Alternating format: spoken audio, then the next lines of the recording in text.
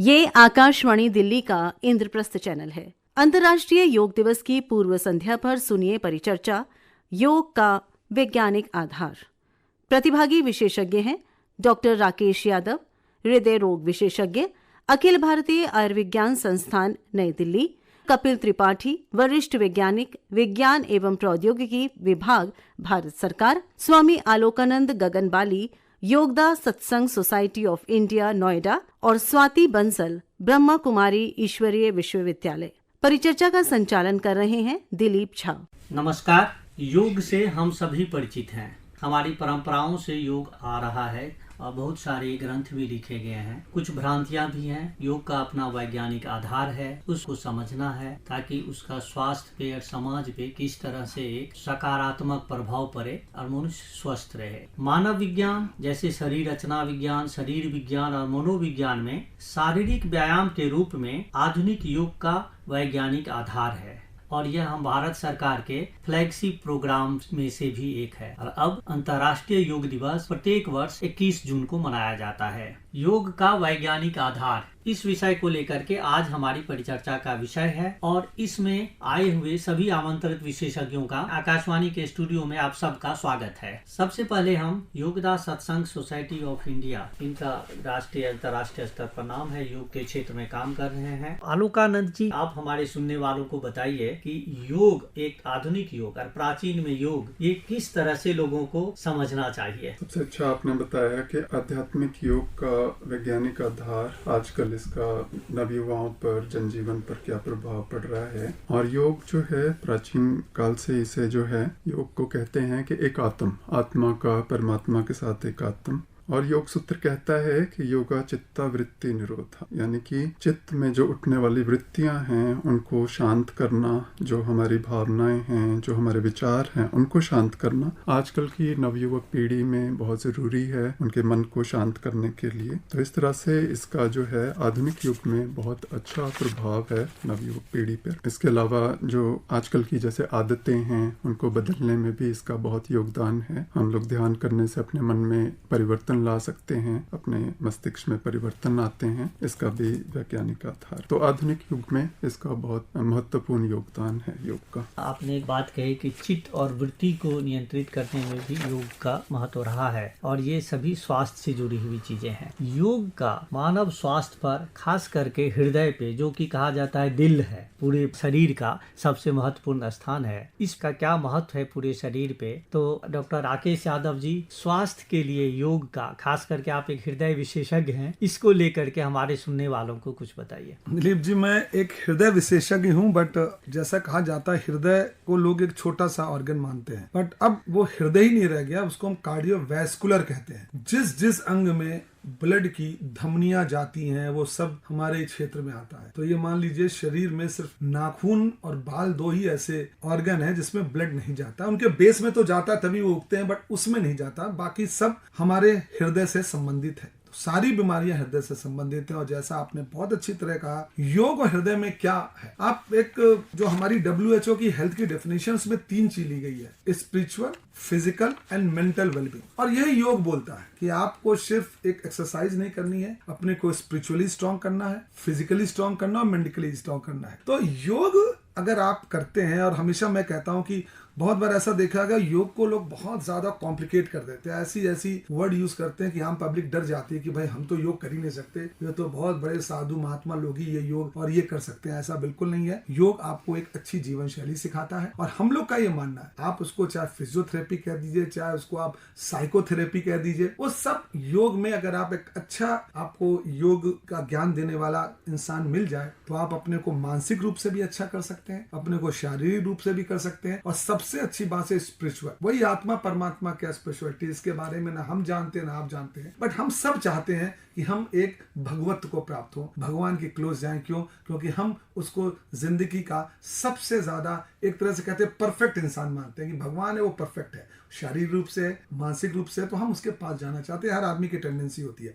तो ये बिल्कुल है जो ये योग का, जो लोग योग प्रमोट करते हैं, मैं हमेशा यही बात कहता हूं कि योग अगर आप करते हैं, आप बहुत, अब बड़ी बात होता है कि साहब आश्रम में योग देख के लोग भाग जाते हैं, इतना कॉम्प्लिकेटेड, ना हमें कुछ खाने को दिया जा रहा है, सिर्फ आधा सेब दिया जा रहा है, आधा आम दिया जा रहा है, दिन भर आपको 4 बजे उठाया जा रहा है, फिर 4 बजे सुलाया जा रहा है। ठीक है, वो एक तरह से आप जब कहीं जाते हैं तो आपकी ट्रेनिंग ज्यादा कमांडो ट्रेनिंग होती है। बट आप ये मत सोचिए कि 4 बजे ही उठेंगे, क्योंकि बहुत लोग जो नाइट ड्यूटी करते हैं कि साहब हम तो योग कर ही नहीं सकते। मैं कहता हूँ दोपहर में 2 बजे करो। ये बिल्कुल सच है कि सुबह के समय चूंकि माहौल बहुत अच्छा होता है तो करना अच्छा होता है। बट जो लोग, ये कभी मत समझिएगा, योग आप कभी भी कर सकते हैं। एक चीज ध्यान रखिएगा, खाना खाने के बाद नहीं करना चाहिए, हमेशा खाना खाने से पहले कीजिए, चाहे रात में 12 बजे कीजिए, चाहे, और 3 चीज इसमें होती है, आपको अपने दिमाग को शांत रखना, और बिल्कुल जैसा आचार्य जी ने बोला, आजकल सबसे ज्यादा जो हृदय की बीमारी है वो 3 खराबियों से, आपकी लाइफस्टाइल बहुत खराब है, आपका खान पान बहुत खराब है, मानसिक रूप से आप विकृत हो चुके हैं, बच्चे मानसिक रूप से विकृत हो चुके हैं, और किसी की वो मानते ही नहीं ये अच्छाई भी इस धरती पे है। और ये बिल्कुल सच बात है कि अगर आप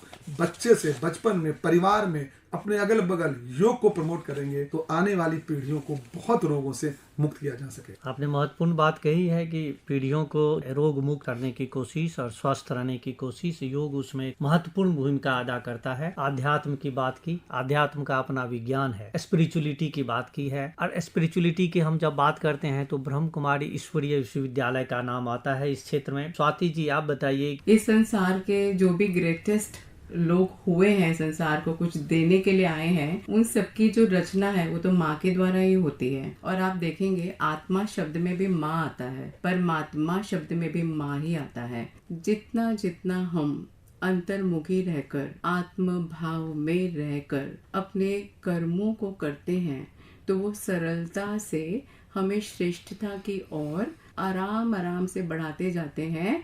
वहाँ पे तो कहते हैं कि ऊंचा चढ़ना है तो सीढ़ी लगाओ। अब यहाँ पे सीढ़ी क्या है? कुछ भी नहीं है। सीढ़ी का मतलब भी सिर्फ ये है कि अपनी एलिवेशन जो है, अपनी जो स्थिति है, अपने विचारों को, अपने कैरेक्टर को हमें श्रेष्ठ बनाना है। डॉक्टर कपिल त्रिपाठी जी, आप भारत सरकार के विज्ञान एवं प्रौद्योगिकी मंत्रालय से हैं, इस बारे में आप क्या कहेंगे? हम जानते हैं कि अंतर्राष्ट्रीय योग दिवस हम 21 जून को मनाते हैं, और यहाँ पर भी एक वैज्ञानिक आधार है। 21 जून जो है वो ऐसी तिथि है जो साल में उस दिन सबसे बड़ा दिन होता है। इसीलिए जो अंतर्राष्ट्रीय योग दिवस 21 जून को ही चुना गया कि योग के माध्यम से हमारी भी आयु दीर्घायु हो। और दूसरा, जहाँ तक विज्ञान की बात करें, हमारा योग जो है भारत से ही निकला है, बहुत ही पुरातन विज्ञान है। और जो आधुनिक विज्ञान की जहाँ हम बात करते हैं ये बहुत ही नवीनतम है। और अब जब हम अंतर्राष्ट्रीय स्तर पर देखें कि योग को विज्ञान मान्यता देता है कि नहीं, इस पे बहुत चर्चा होती है, हर जगह हुई है। लेकिन आज सभी संस्थाएं, वैज्ञानिक संस्थाएं अब योग को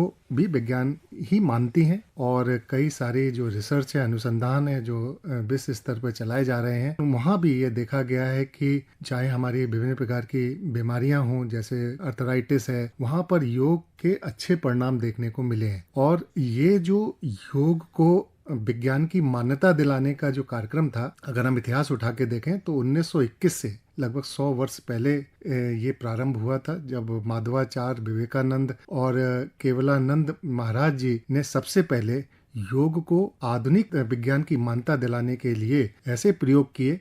और हम कह सकते हैं कि आज हम योग और साइंस की एक शताब्दी वर्ष बना रहे हैं, क्योंकि 100 साल हो गए हैं। और ये हम कह सकते हैं कि ये पुनर्जागरण का दौर है, नवीनीकरण का दौर है, और ये पुनरुद्धार का दौर है। और इसी वजह से भारतवर्ष को योग में मान्यता मिल रही है।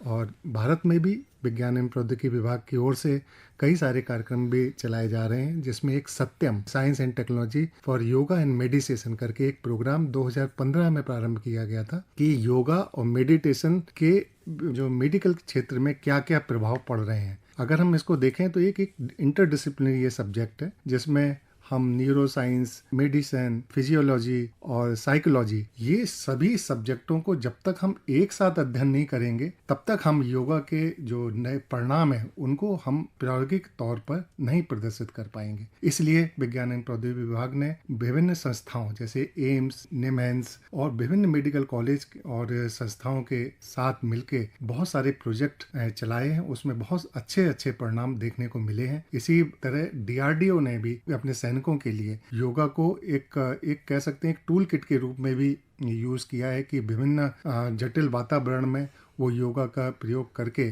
कैसे अपने आप को वहाँ के वातावरण के अनुकूल रख सकते हैं। तो ये साइंटिफिक रूप से ये सभी चीज़ें प्रूव हो चुकी हैं। और अगर हम विश्व स्तर पर बात करें तो योगा की कई ब्रांचें, जैसे आप सभी लोग उसमें ज़्यादा प्रकाश डाल सकते हैं, तो उसमें हठ योग जो है उसको मान्यता मिली है, जहाँ पर हम आसनों की चर्चा करते हैं। हम अभी जो मेडिटेशन के जो परिणाम है, जिसमें हम कह सकते हैं जो हमारे जो पूर्वज स्पेशलिस्ट थे जो ध्यान में, उस पर अभी काम करने की बहुत ज़रूरत है। उसको हम प्रायोगिक रूप से कैसे सिद्ध करें, अगर हम साइंटिफिक भाषा में बोलें तो एक ट्रांसफॉर्मेटिव योगा पर अभी रिसर्च करने की बहुत ज़रूरत है। और जिस दिन हमने ये इस्टेब्लिश कर दिया उस दिन हम कह सकते हैं कि विज्ञान को भी योगा मानने के लिए विवश होंगे। और ये दिन बहुत दूर नहीं, जब हम अगर इस तरह का वातावरण बना रहा तो हम भारत की जो उपलब्धि है उसको विश्व स्तर पर प्रतिष्ठित कर सकते हैं। निश्चित रूप से योग दिवस मनाने के लिए जो भारत सरकार के प्रयास रहे हैं, तो लक्ष्य भी यही है कि परंपराओं में चलती रही इस कला को या इस ज्ञान को अंतर्राष्ट्रीय मान्यता मिले। आपने हठ योग की बात की, वैज्ञानिक रिसर्च की बात की, तो आलोकानंद जी जो ये विभिन्न योग हैं और विभिन्न विशेषज्ञ अलग अलग माध्यमों से, चैनलों के माध्यम से भी बताते रहते हैं, आम लोगों को योग के बारे में किस तरह का योग है और क्या क्या योग करना जरूरी है अगर व्यस्तम जीवन में, उसके बारे में बताइए। बहुत अच्छा क्वेश्चन है आपका दिलीप जी। मैं कहूँगा कि जैसे कपिल जी ने भी कहा कि हम लोग जब अंतर्राष्ट्रीय योग दिवस की बात करते हैं तो हम कहते हैं कि हठ योग है, आसन है, लेकिन मेडिटेशन के हम डीप नहीं जाते, उसमें ध्यान के बारे में ज़्यादा नहीं जानते उसके बारे में। तो ध्यान करने के लिए हमें जो है मेडिटेशन को सीखना ज़रूरी है कि कैसे उसको करना है मेडिटेशन को, और इसके लिए हम एक अच्छे सोर्स से, किसी सोर्स से उसको सीख सकते हैं। हमारे गुरु परमहंस योगानंद जी, जिन्होंने ऑटोबायोग्राफी ऑफ योगी लिखी, उनको father of yoga in the west कहा गया। तो उन्होंने अपनी किताब में लिखा है उसके बारे में कि योग क्या है, राजयोग क्या है, और योग करने से उन्होंने लिखा कि कैसे मन में परिवर्तन आते हैं हमारे मन के अंदर में। तो उन्होंने कहा जैसे हम कोई भी काम करते हैं, कुछ सोचते हैं, उसका एक चिन्ह जो है, प्रभाव जो है हमारी चेतना में पड़ जाता है। जब हम उसी चीज को बार बार रिपीट करते हैं तो वो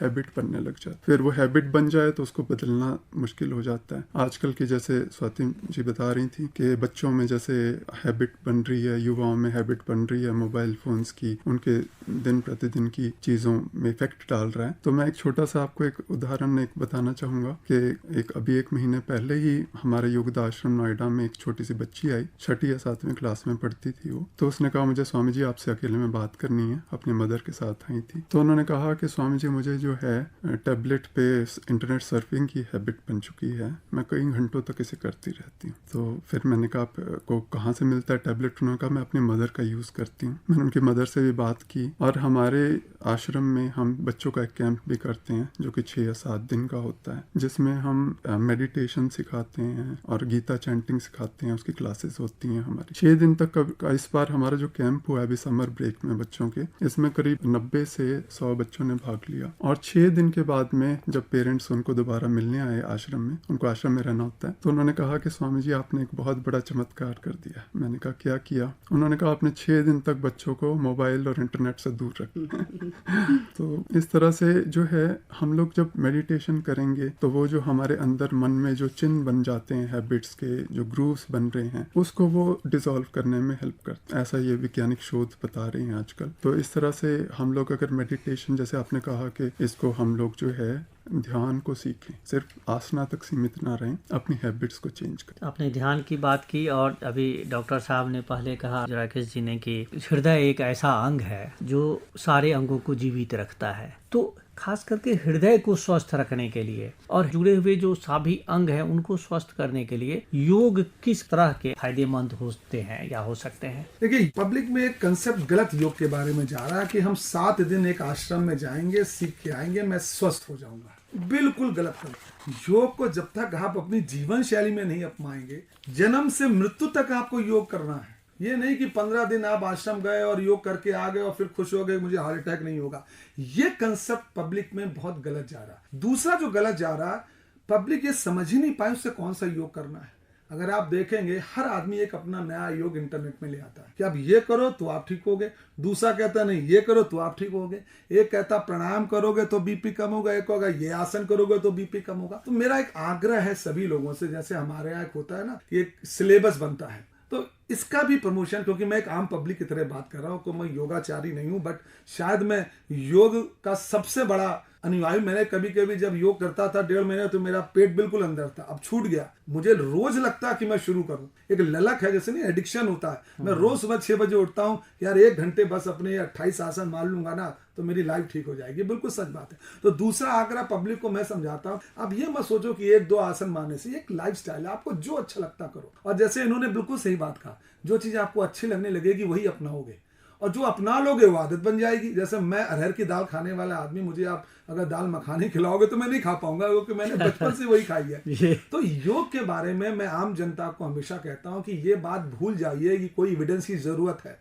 लोग कहते हैं ना साइंटिफिक एविडेंस निकालो, जो चीज दसियों हजार साल से आ रही है और जिसे हर आदमी प्रमोट कर रहा है, उसमें एविडेंस तो है, बट हम एक्सेप्ट नहीं कर पा रहे हैं। क्यों? क्योंकि हमको लगता है योग करना एक बड़ा कठिन काम है। Absolutely no. अगर आप उसको अपने जीवन शैली में ढाल लेंगे, और ये मान लीजिए शायद हर बीमारी का इलाज उसमें है। हम ये नहीं कह सकते कि आपको हार्ट अटैक नहीं होगा योग करने से, बट अपने हार्ट अटैक को डिले कर सकते हैं। आप ये नहीं कह सकते योग से ब्लड प्रेशर बिल्कुल कंट्रोल हो जाएगा। यस, बहुत लोगों में कंट्रोल भी हो जाएगा, जिनको दवा खाने की जरूरत पड़ेगी वो कम मात्रा में पड़ेगी। तो और तीसरी बात है, योग वो दवा है जो गलत खा गए आप, तो आप जो बीमारी है उसमें तो अच्छे लोगों से सीखे। आज हर आदमी योग सिखाने लगता है, ये बहुत कठिन है। जिस हर आदमी ब्लड प्रेशर की दवा आजकल अब झोला छाप भी देने लगता है, तो कॉम्प्लिकेशन होता है। तो मैं हमेशा कहता हूं कि अगर आपको योग करना है, शुरुआत में आप करने को इंटरेस्टेड है, तो एक अच्छे योगाचार्य के पास जाइए, जो जिसमें कम से कम क्वालिफाइड हो, जो आपके साइड इफेक्ट को जानता हो। अब आपके बैक एक हो रहा है और आपने उल्टा एक कर दिया तो हड्डी टूटनी है और कुछ होना नहीं है। बहुत लोग आते हैं हमारे पास,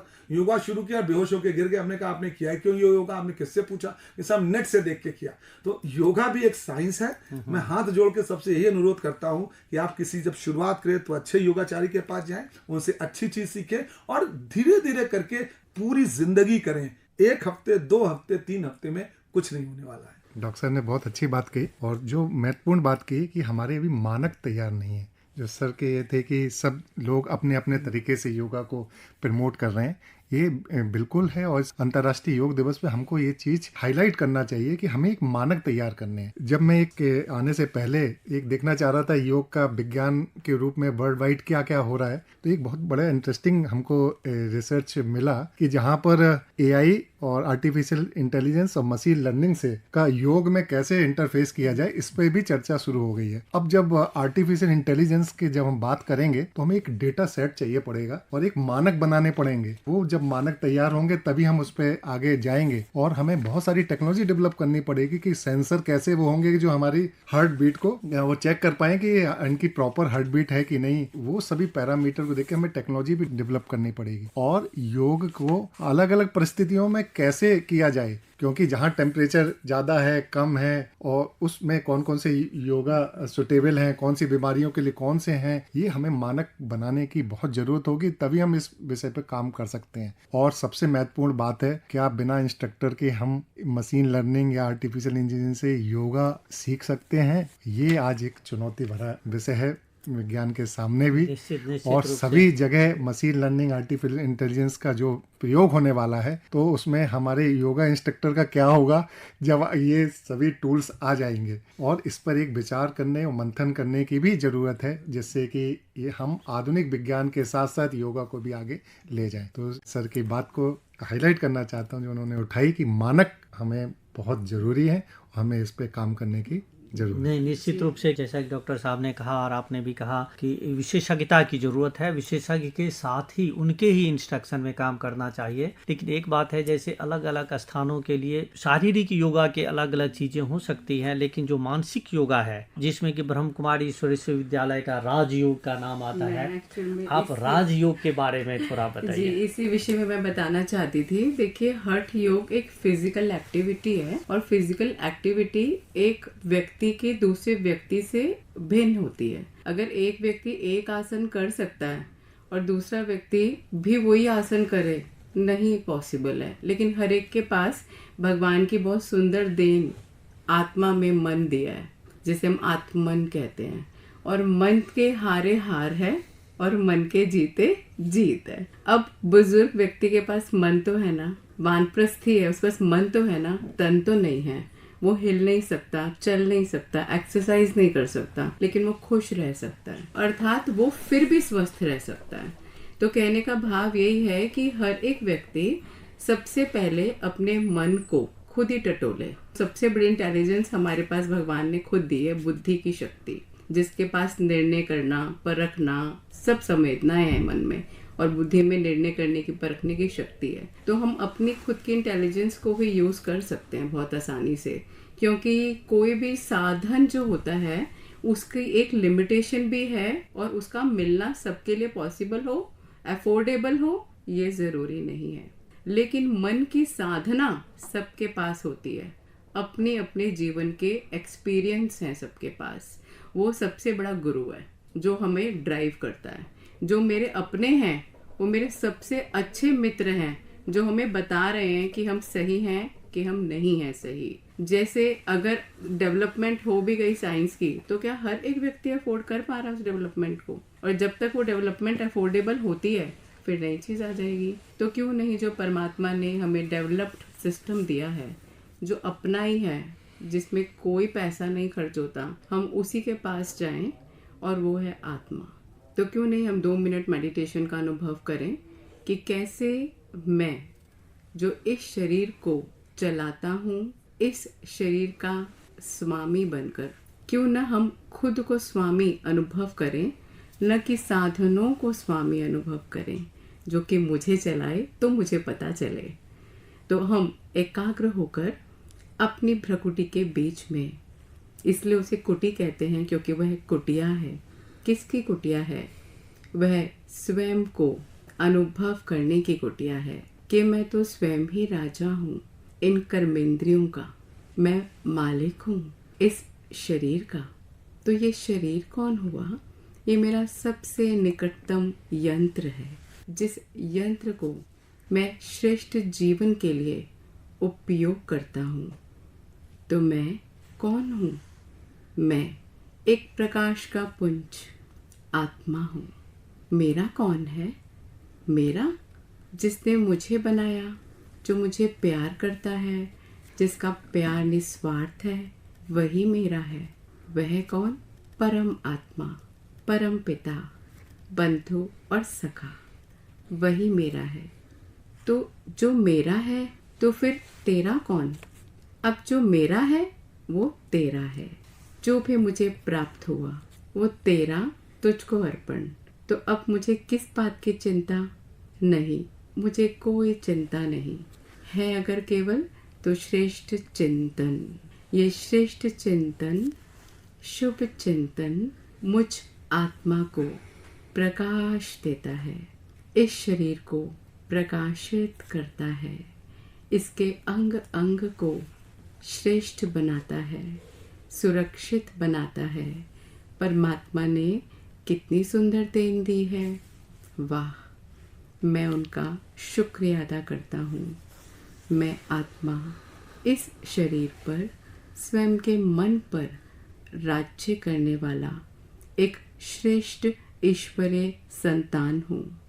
इस संसार को प्रकाशित कर रहा हूँ। बहुत अच्छा आपने राजयोग का जो मुख्य बात बताई कि ये स्वयं चिंतन के लिए है, अपने आप के, अपनी इच्छाओं पे, अपने कर्मेंद्रियों पर नियंत्रण रखना। ऐसा कहा गया है कि जब हमारी इच्छाएं पूरी होती है तो लोभ बढ़ता है, और जब इच्छाएं पूरी नहीं होती है तो क्रोध बढ़ता है। तो लोभ बढ़ेगा तो प्रकृति का नुकसान है, क्रोध बढ़ेगा तो शरीर का नुकसान है। तो इन दोनों पर नियंत्रण करने के लिए ये राजयोग की जो बात आपने बताई, बहुत अच्छा लगा। 2 भ्रांतियां हैं जिसे क्लियर कर देना चाहूँगा। जैसे कि बहुत अच्छा डॉक्टर राकेश जी ने बताया कि हमें योग सीखने के लिए आश्रम जाने की ज़रूरत नहीं है, लेकिन सीखना कैसे है, किसी अच्छे काबिल जो हैं योगाचार्य से हम सीखें, और उसको प्रैक्टिस करें। इसके अलावा दूसरी भ्रांति ये मैंने देखी है, और वो है कि हम जब आते हैं योग सीखने के लिए तो हम बोलते हैं कि क्या मेरा इस शारीरिक बीमारी से छूट जाऊंगा, मैं इसको अभ्यास करके ठीक हो जाऊंगा। तो हम लोग जब योग सीखने आते हैं तो जैसा स्वाति जी बता रही थी, अपनी मन की शांति हम लोग उसको, हम मन शांत होगा तो हमारा सारा हृदय भी शांत होगा, सब चीज़ें शांत होंगी और हम स्वस्थ जीवन जी पाएंगे उस तरह से। मैं एक हमेशा बात कहता हूँ कि आप तभी अपने को सुधार पाएंगे। पहले लोगों ने कहा था बीमार है दौड़ना शुरू करिए, अब हम रिवर्स की बातें करते हैं। हम कहते हैं पहले अपने को स्पिरिचुअली सुधारिए, पहले आप स्पिरिचुअली मानिए कि मैं सिगरेट पीना खराब है, फिर मेंटल आप मानिए, तभी आप छोड़ पाएंगे।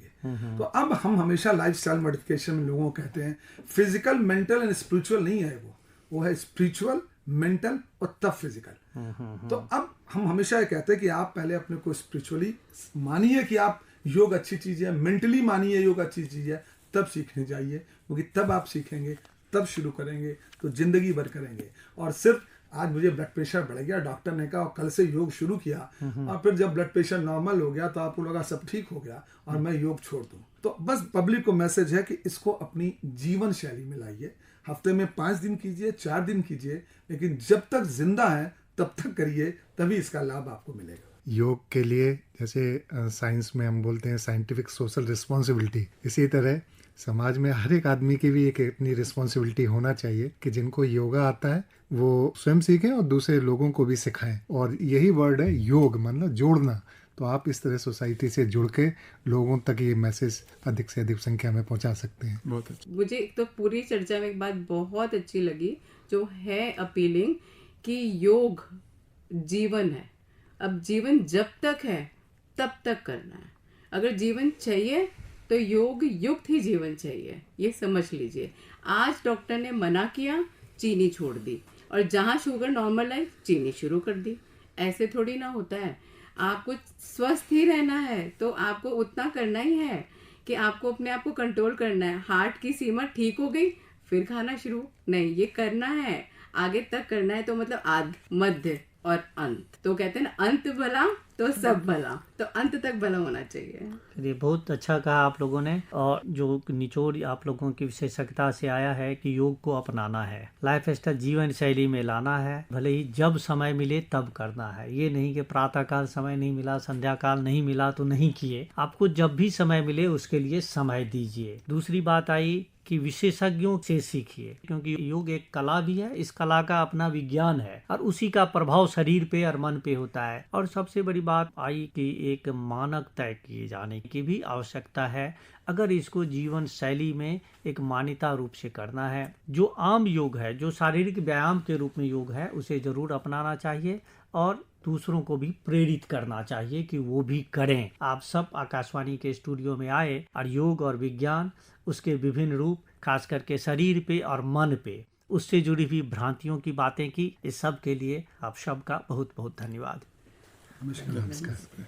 योग का वैज्ञानिक आधार। अभी आप अंतर्राष्ट्रीय योग दिवस की पूर्व संध्या पर ये परिचर्चा सुन रहे थे। प्रतिभागी विशेषज्ञ थे डॉक्टर राकेश यादव, हृदय रोग विशेषज्ञ, अखिल भारतीय आयुर्विज्ञान संस्थान नई दिल्ली, कपिल त्रिपाठी, वरिष्ठ वैज्ञानिक, विज्ञान एवं प्रौद्योगिकी विभाग, भारत सरकार, स्वामी आलोकानंद गगनबाली, योगदा सत्संग सोसाइटी ऑफ इंडिया नोएडा, और स्वाति बंसल, ब्रह्म कुमारी ईश्वरीय विश्वविद्यालय। कार्यक्रम का संचालन कर रहे थे दिलीप झा। ये कार्यक्रम आकाशवाणी दिल्ली के इंद्रप्रस्थ चैनल से प्रसारित किया गया।